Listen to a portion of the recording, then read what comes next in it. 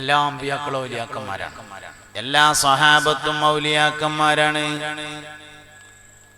എല്ലാ താബിഉകളും ഔലിയാക്കന്മാര് തന്നെയാണ്. ഷാഫി ഇമാം റളിയല്ലാഹു അൻഹു വലിയാണ്. അബൂ ഹനീഫത്തൻ നുഅ്മാൻ റളിയല്ലാഹു അൻഹു വലിയാണ്. മാലിക് റളിയല്ലാഹു അൻഹു വലിയാണ്. അഹ്മദ് ബിൻ ഹംബൽ റളിയല്ലാഹു അൻഹു വലിയാണ്. അബുൽ ഹസനിൽ അശ്അരി റളിയല്ലാഹു അൻഹു വലിയാണ്. അബാ മൻസൂരിനിൽ മാതുരീദി റളിയല്ലാഹു അൻഹു വലിയാണ്. ഔലിയാക്കൾ എന്ന് അറിയപ്പെടാൻ തുടങ്ങിയത് ഹിജ്റ 6-ാം നൂറ്റാണ്ട് മുതലാകുന്നു. അതിന് മുമ്പ് ഔലിയാക്കൾ ഇല്ലാത്തോണ്ടല്ല, അങ്ങനെ അറിയപ്പെട്ടിട്ടില്ല. എന്തേ അങ്ങനെ 6-ാം നൂറ്റാണ്ടിൽ അറിയപ്പെടാണ്ടായ കാരണം? 6-ാം നൂറ്റാണ്ടായപ്പോ ലോകത്ത് മുസ്ലിം ലോകത്തിന്റെ ഭരണം അബ്ബാസിയ ഭരണാധികാരികൾക്കായിരുന്നു.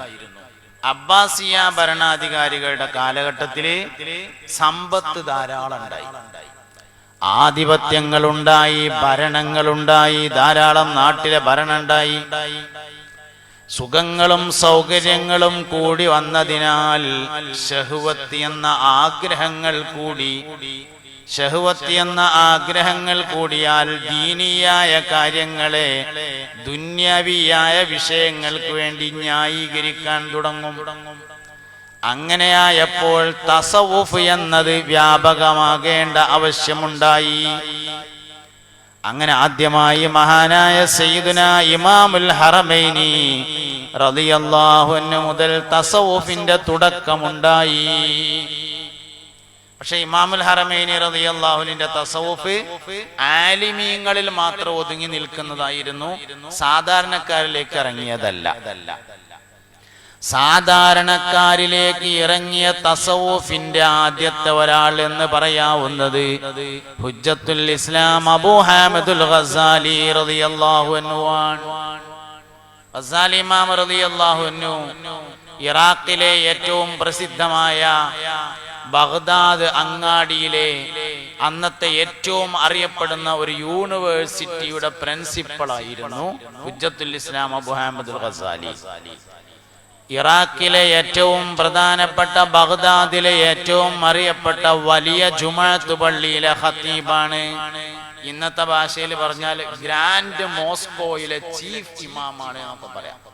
പുതിയ ഭാഷ ആകുമ്പോ അങ്ങനെയാണല്ലോ, വയസ്സായവർക്ക് തീരില്ല, ഇതിന്റെ കുഴപ്പമില്ല. ബഗ്ദാദിലെ, ഇറാഖിലെ ബഗ്ദാദ് ടൗണിലെ ഗ്രാൻഡ് മോസ്കോയിലെ ചീഫ് ഇമാമായിരുന്നു ഹുജ്ജത്തുൽ ഇസ്ലാം അബൂ ഹാമിദുൽ ഗസാലി റളിയല്ലാഹു അൻഹു.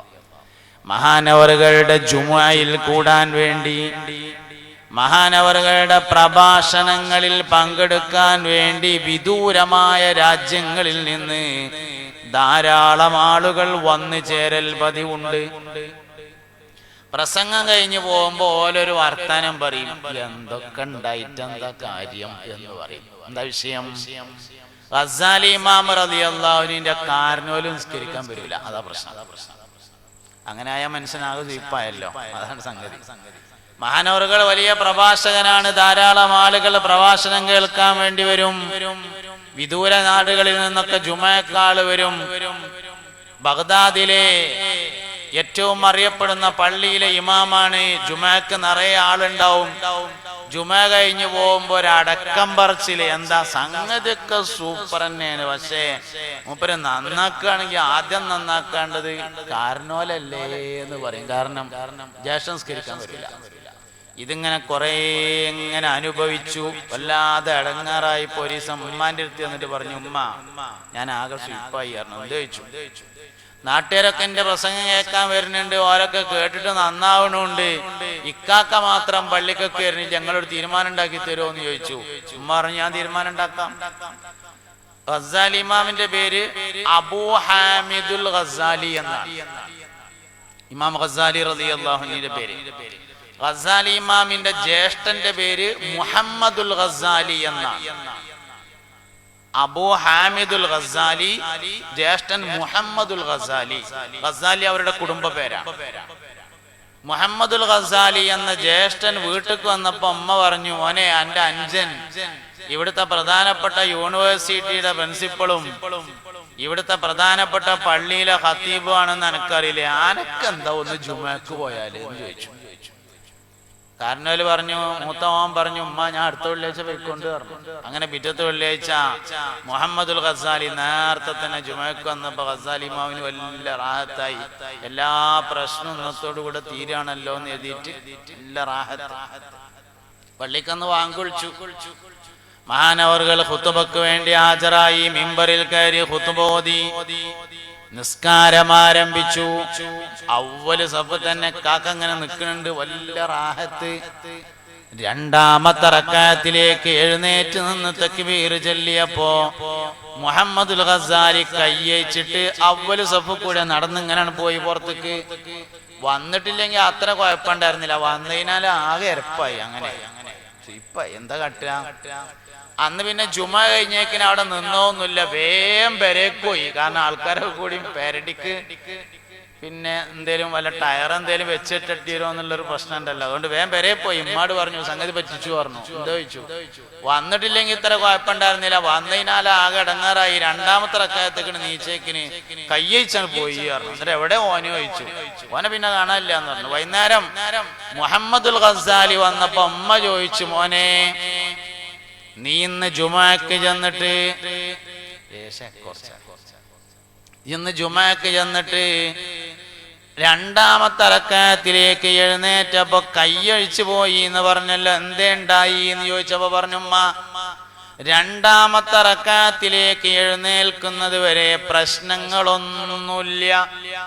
രണ്ടാമത്തെ റക്അത്തേക്ക് നീച്ചതോടുകൂടെ ചോരയില് ആകെ അങ്ങോട്ട് കുളിച്ചപ്പോ ഞാൻ പോയതാണ് എന്ന് പറഞ്ഞു. എന്നിട്ട് മൂപ്പരിങ്ങനെ ഒരു ഹൗലായി ആയിട്ട് പോവുകയും ചെയ്തു.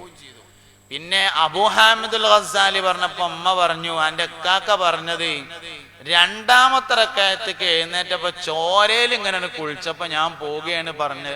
അങ്ങനെ പറഞ്ഞോ എന്ന് ചോദിച്ചു. എന്ന് പറഞ്ഞു. അതിലൊരു ശരിയുണ്ട് പറഞ്ഞു. എന്താ ശരി?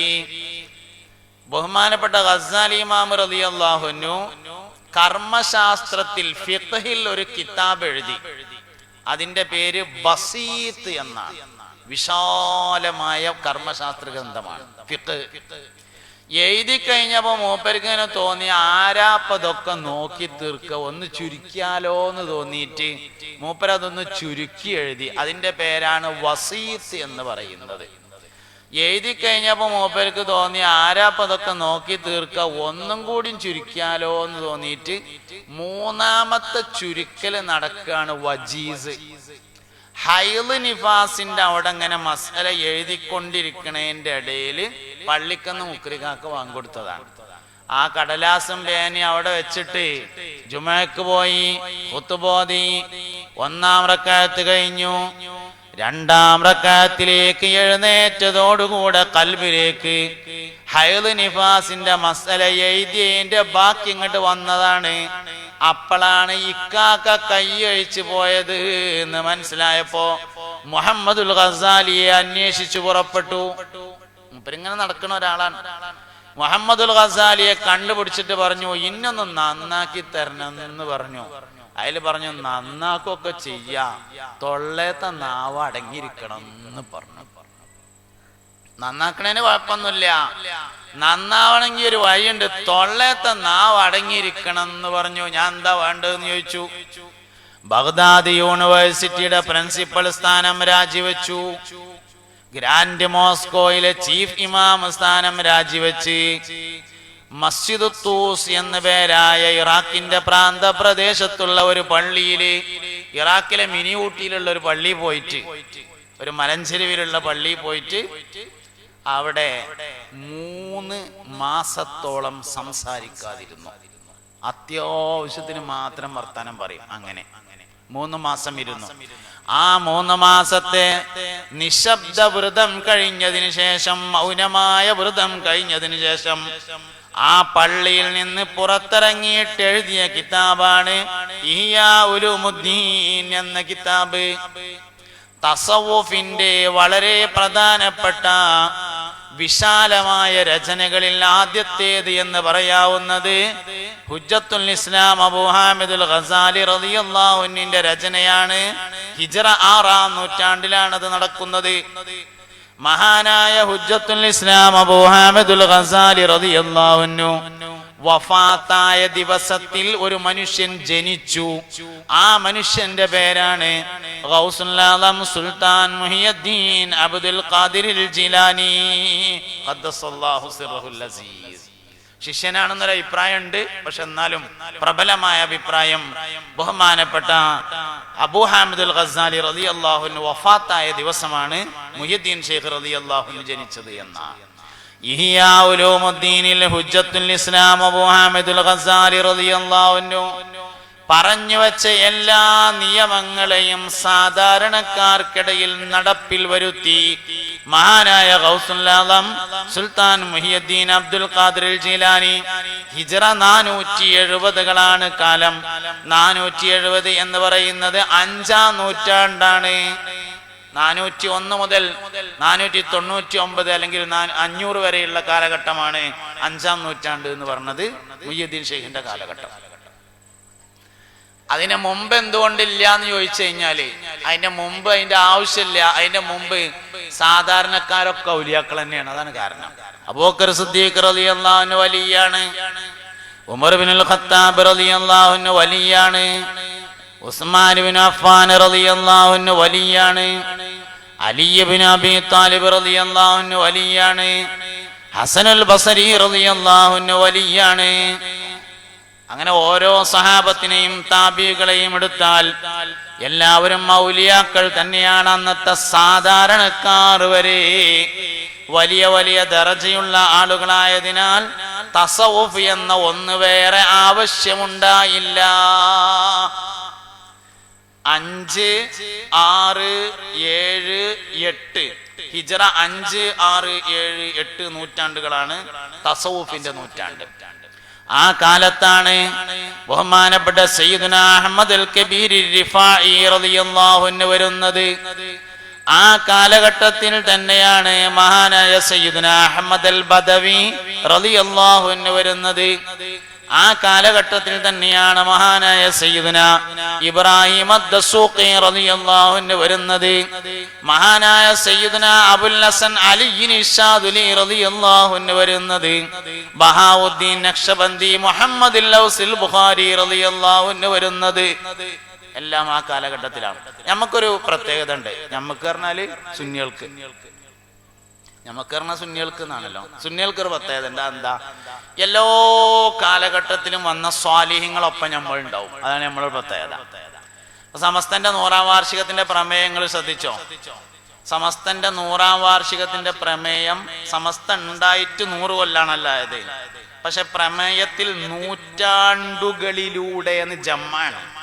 ഒരു നൂറ്റാണ്ടല്ല, കുറെ നൂറ്റാണ്ടിനെ കുറിച്ചാണ് പറയുന്നത്. പ്രമേയങ്ങൾ ശ്രദ്ധിച്ചിട്ടുണ്ടോന്നറിയില്ല.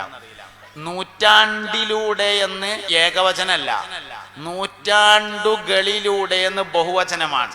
സമസ്ത ഉണ്ടായിട്ട് ഒരു നൂറ്റാണ്ടേ ആയിട്ടുള്ളൂ. പിന്നെ എങ്ങനെ നൂറ്റാണ്ടുകൾ ആയത്? അതിനൊരു കാരണമുണ്ട്. സമസ്ത കേരള ജംഇയ്യത്തുൽ ഉലമയുടെ പാരമ്പര്യം എന്ന് പറഞ്ഞാൽ അഹ്ലു സുന്നത്തി വൽ ജമാഅത്തിന്റെ പാരമ്പര്യം 100 കൊല്ലത്തെ പാരമ്പര്യമല്ല. മുത്തുനബി സല്ലല്ലാഹു അലൈഹി വസല്ലമയുടെ കാലത്തുണ്ടായ പാരമ്പര്യമാണ്. അന്ന് നമ്മളെല്ലാരും നബിന്റെ ഒപ്പാണ് സല്ലല്ലാഹു അലൈഹി വസല്ലം. സിദ്ദീഖുൽ അക്ബർ റളിയല്ലാഹു അൻഹുവിന്റെ കാലം വന്നു. സിദ്ദീഖ് തങ്ങളുടെ കാലത്ത് ചെറിയ അഭിപ്രായ വ്യത്യാസം ഉണ്ടായി. സക്കാത്ത് നിഷേധികൾ ഉണ്ടായി. ഇസ്ലാമിൽ അസംഘടിതമായി ആദ്യമായി ഉണ്ടായ അഭിപ്രായ വ്യത്യാസം മഹാനായ സയ്യിദുനാ സിദ്ദീഖുൽ അക്ബർ റളിയല്ലാഹു അൻഹുവിന്റെ കാലഘട്ടത്തിൽ ഉണ്ടായ സക്കാത്ത് നിഷേധമാകുന്നു. അവരുമായി സിദ്ദീഖ് റളിയല്ലാഹു അൻഹു സംവാദം നടത്തി. ചിലരുമായി യുദ്ധം ചെയ്തു. കുറച്ചാൾക്കാര് പിന്തിരിഞ്ഞു, ബാക്കി ആൾക്കാർ ഉറച്ചു നിന്നു. നമ്മളാരപ്പ? സിദ്ദീഖ് റളിയല്ലാഹു അൻഹുവിന്റെ ഒപ്പം. അതാണ് പാരമ്പര്യം. ഉമർ റളിയല്ലാഹുവിന്റെ കാലം വന്നു. വലിയ അഭിപ്രായ വ്യത്യാസമൊന്നും ഇല്ലാതെ അങ്ങനെയാണ് കഴിഞ്ഞു പോയി. ഉസ്മാൻ റളിയല്ലാഹു അൻഹുവിന്റെ കാലത്താണ് അൽ ഫിത്നത്തുൽ കുബ്ര എന്ന് പറയുന്ന ഈ മുസ്ലിം സമൂഹത്തിലെ ഏറ്റവും വലിയ ഫിത്നയുണ്ടാകുന്നത്. ഉമർ ഇബ്നുൽ ഖത്താബ് റളിയല്ലാഹു അൻഹു ലോകത്തിന്റെ വിവിധ ഭാഗങ്ങളിലേക്ക് നിശ്ചയിച്ചിരുന്ന ഗവർണർമാരുടെ മേൽ അഴിമതി ആരോപണം നടത്തി. ജൂതന്മാരാണ് ആരോപണം നടത്തിയത്. ഒന്നുമില്ലാതപ്പോ അങ്ങനെ പറയില്ലല്ലോ എന്ന് കുറച്ചാൾക്കാർക്ക് തോന്നി. അങ്ങനെയല്ലോ.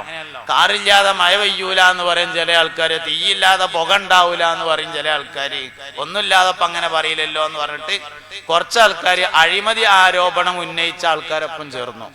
ഉസ്മാൻ റളിയല്ലാഹുവിനെ സമ്മതിച്ചില്ല. നമ്മളാരൊപ്പാ? ഉസ്മാൻ റളിയല്ലാഹുവിന്റെ ഒപ്പം. അതാണ് പാരമ്പര്യം എന്ന് പറഞ്ഞത്. എല്ലാ കാലത്തും നമ്മൾ സ്വാലിഹീങ്ങളൊപ്പം നിന്നു. അലി റളിയല്ലാഹുവിന്റെ കാലഘട്ടത്തിൽ അഭിപ്രായ വ്യത്യാസം ഉണ്ടായി. അലി റളിയല്ലാഹുവിനും മുആവിയ റളിയല്ലാഹുവിനും തമ്മിൽ അഭിപ്രായ വ്യത്യാസം ഉണ്ടായി. നമ്മൾ ആരപ്പാ? അലി റളിയല്ലാഹുവിന്റെ ഒപ്പം. അവിടുന്ന് ഇങ്ങനെ പോന്നാൽ താബിയുടെ കാലഘട്ടം വന്നു. ഹസനുൽ ബസരി റളിയല്ലാഹുവിന്റെ കാലഘട്ടത്തില് മഹാനവർകളുടെ ശിഷ്യൻ തന്നെ ആദ്യമായി ഇസ്ലാമിക ലോകത്ത് അഭിപ്രായ വ്യത്യാസം കൊണ്ടുവന്നു. നമ്മളാരപ്പാ? ഹസനുൽ ബസരിന്റെ ഒപ്പം. എല്ലാ കാലഘട്ടത്തിലും അങ്ങനെയാണ്. ഹിജ്റ 3 നൂറ്റാണ്ട് കഴിയുന്നതിന് മുമ്പ് തന്നെ ഇമാം ഷാഫി റളിയല്ലാഹു അൻഹു വന്നു, അബൂ ഹനീഫ ഇമാം റളിയല്ലാഹു അൻഹു വന്നു, അഹ്മദ് ഇബ്നു ഹംബൽ റളിയല്ലാഹു അൻഹു വന്നു, മാലിക് റളിയല്ലാഹു അൻഹു വന്നു. 4 മദ്ഹബ് ആക്കിയതല്ല, 4 മദ്ഹബ് ആയതാണ്. മദ്ഹബ് വേറെ ഉണ്ടായിരുന്നു, പറ്റാത്തോണ്ടാണ്. മദ്ഹബ് 4 നല്ല ഉണ്ടായിട്ട് വേറെ ഉണ്ടായിട്ടുണ്ട്. 10ഓളം മദ്ഹബുകൾ ഉണ്ടായിട്ടുണ്ട്. ദാവൂദുല്ലാഹിരിയുടെ മദ്ഹബ് ഉണ്ടായിട്ടുണ്ട്. അബ്ദുല്ലാഹിൽ ഇബാദ് എന്ന് പറയുന്ന ആളുടെ മദ്ഹബ് ഉണ്ടായിട്ടുണ്ട്. ജഅഫർ സാദിഖ് റളിയല്ലാഹു അൻഹുവിന്റെ മദ്ഹബ് ഉണ്ടായിട്ടുണ്ട്. സ്വീകരിക്കാൻ പാടില്ല, കാരണം അത് ഹക്കല്ല, ഹക്കിന്റെ പേരിൽ മാത്രമേ നിൽക്കാൻ പാടുള്ളൂ പറഞ്ഞു. ഹക്ക് 4 ഉള്ളൂ. ഷാഫി മദ്ഹബ് തന്നെ ആവണമെന്ന് നമുക്ക് നിർബന്ധമൊന്നുമില്ല. 4 ഏതായാലും കുഴപ്പമില്ല എന്ന് നമ്മൾ പറയണത്. നമ്മുടെ പള്ളിന്റെയും മദ്രസിന്റെ ഒക്കെ ഭരണഘടനയിൽ ഉണ്ടാവും ഷാഫി, ഹനഫി, ഹംബലി, മാലിക്കി 4 മദ്ഹബിനെ സ്വീകരിക്കണം. നമ്മൾ ഷാഫികളാണെന്ന് എഴുതിയിട്ട് എല്ലാവരും ഷാഫികളാവണമെന്ന് നമുക്ക് അഭിപ്രായമൊന്നുമില്ല, വാശിയൊന്നുമില്ല. നമ്മളേതാ വെച്ചാ അതന്നെ ഇക്കോണം എന്നുള്ള വാശിയല്ലത്. ഹക്ക് 4 ഉള്ളൂ, ശരി 4 ഉള്ളൂ, അതിനാൽ 4 ആവാൻ പറ്റുള്ളൂ എന്നാണ്. ലോകവ്യാപകമായി നമ്മൾ പരിശോധിച്ച് നോക്കുമ്പോൾ ലോകത്ത് ഏറ്റവും കൂടുതലുള്ളത് ഷാഫി മദ്ഹബ് എന്നല്ല, ഇന്ത്യയിൽ ഏറ്റവും കൂടുതലുള്ളത് ഹനഫി മദ്ഹബാണെന്നാണ്. കേരളത്തിൽ ഷാഫി മദ്ഹബാണ്. അതുകൊണ്ട് ഷാഫി മദ്ഹബുകാരായ നമുക്ക് എല്ലാവർക്കും ഷാഫി മദ്ഹബുകാരാവണം എന്ന അഭിപ്രായമൊന്നുമില്ല. ഷാഫി ആയാലും കുഴപ്പമില്ല, ഹനഫി ആയാലും കുഴപ്പമില്ല, ഹംബലി ആയാലും കുഴപ്പമില്ല, മാലിക്കി ആയാലും കുഴപ്പമില്ല എന്നാ നമ്മളെ അഭിപ്രായം. അല്ലാത്തത് പറ്റൂല. എന്തുകൊണ്ട്? ദാവൂദുല്ലാഹിരിയുടെ മദ്ഹബ് സ്വീകരിക്കാൻ പാടില്ല. എന്തുകൊണ്ട്? ആ മദ്ഹബ് മുഴുവനായും ക്രോഡീകരിക്കപ്പെട്ടിട്ടില്ല, അതിനാൽ പറ്റൂല. അബ്ദുല്ലാഹിൽ ഇബാദിന്റെ മദ്ഹബ് സ്വീകരിക്കാൻ പാടില്ല, കാരണം അത് നിയമത്തോടും ന്യായത്തോടും ഹക്കിനോടും യോജിക്കുന്നതല്ല. അബ്ദുല്ലാഹിൽ ഇബാദിന്റെ മദ്ഹബ് ഇന്ന് നിലവിലുണ്ട്, ആഫ്രിക്കൻ രാജ്യങ്ങളിലുണ്ട്, ഒമാനിലുണ്ട്. ഇബാദിയാക്കൾ എന്ന് വരാൻ ആൾക്കാര് ഒമാനിലുണ്ട്. ഒമാനിൽ പോയ ആൾക്കാർക്ക് അറിയാം. മഴ പെയ്താൽ നിസ്കാരം ജമ്മാക്കും, വെയിലറിച്ചാൽ നിസ്കാരം ജമ്മാക്കും, റോഡ് ചൂടായാൽ ജമ്മാക്കും, ക്ഷീണം കൂടുതലായാൽ ജമ്മാക്കും. അങ്ങനെയൊക്കെയാണ്.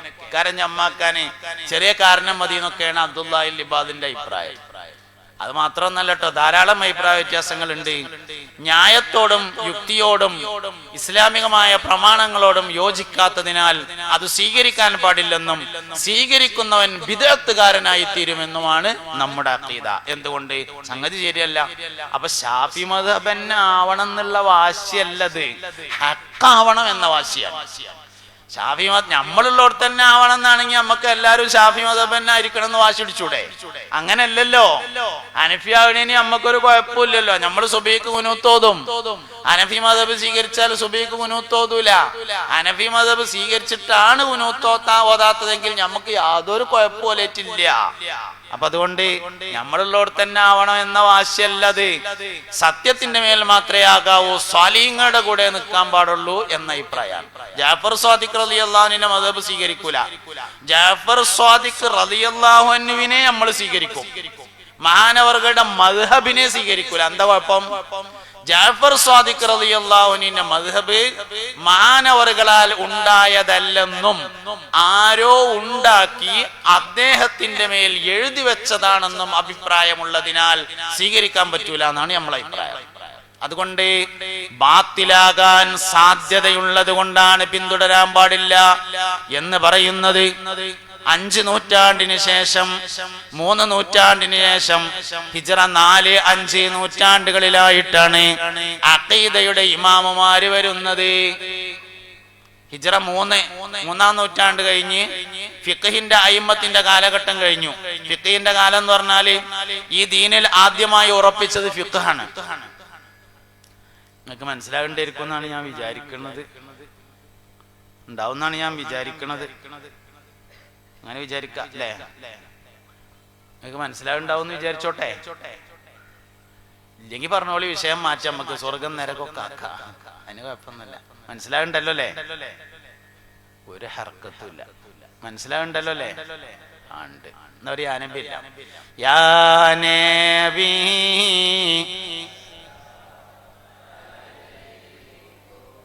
യാ റസൂൽ സലാം അലൈക്കും യാ ഹബീബ്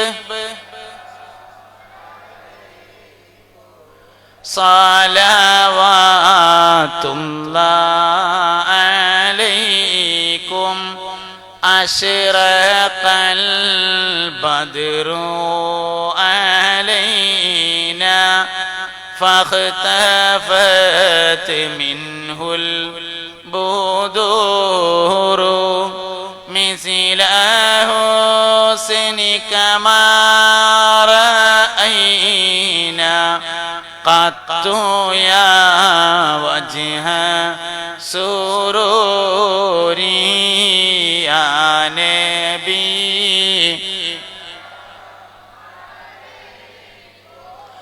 يا رسول سلام عليكم يا حبيب سلام عليكم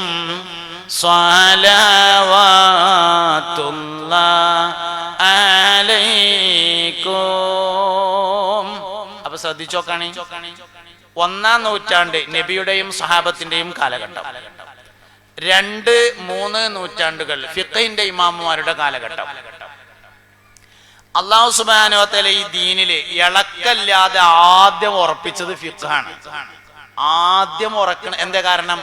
ഫിഖ്ഹ് എല്ലാവർക്കും വേണ്ടതാണ്. ത്വരീഖത്ത് എല്ലാവർക്കും ഉണ്ടായിട്ട് ചെയ്യലും കുഴപ്പമൊന്നുമില്ല. ഫിഖ് ഇല്ലാതെ ആർക്കും കഴിയൂലല്ലോ.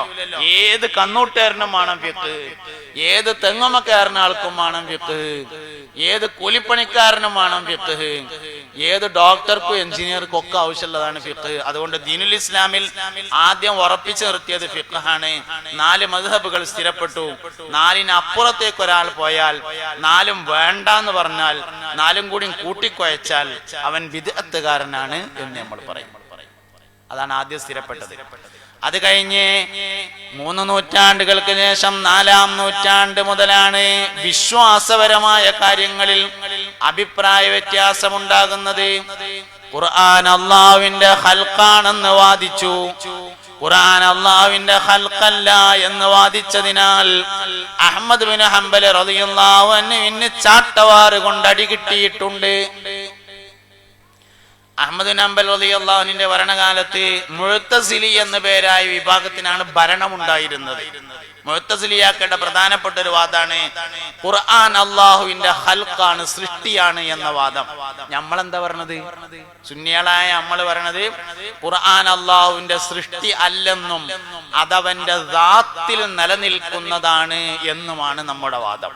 അതായത് ഖുർആൻ അല്ലാഹു ഉണ്ടാക്കിയതല്ല, അല്ലാഹുവിന്റെ കലാം അല്ലാഹു ഉണ്ടാക്കിയതാണെന്ന് വന്നാൽ കലാം ഉണ്ടാകുന്നതിന് മുമ്പ് അല്ലാഹു ഇല്ല എന്ന് വരും.